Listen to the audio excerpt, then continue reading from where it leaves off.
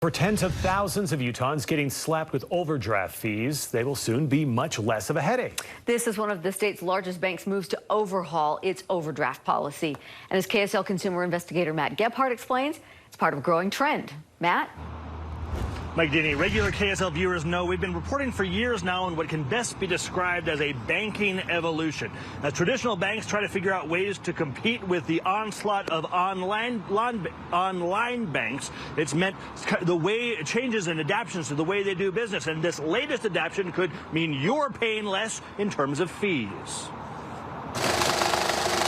Sure, banks make money off of the interest rates they charge on loans, but a huge chunk of their cash also comes from fees. In fact, last year, a study shared with the KSL investigators found that banks collectively earned $114 billion more in fees over the past decade than they paid out in interest. But now, a sea change is washing over the banking industry. Two of our previous overdraft fees that have now been eliminated. Rob Bruff speaks for Zions Bank, which just announced they're doing away with their continuing overdraft fee, which is charged to accounts that are in the red for 7 straight days.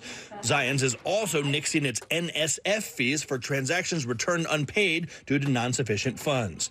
Zions also bumping up its overdraft cushion from $5 to $30, so fees won't be slapped on if your account is overdrawn by $30 or less. If someone is living paycheck to paycheck, the likelihood that they might find themselves periodically in an overdraft position, it's much more likely that that would occur. And so it's an opportunity to make banking more accessible.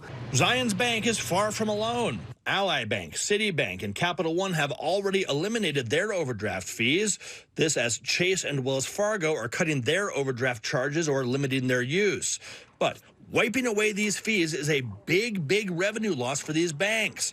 Even Zions estimates this change will cost them $7.4 million every year. So what's in it for them? Banking is very competitive. Yeah, Bruff says the competitive landscape has toughened significantly in recent years. They're up against big banks, small banks, online and mobile-first banks, not to mention fintech companies. So they have to provide services customers like or risk losing them to a competitor.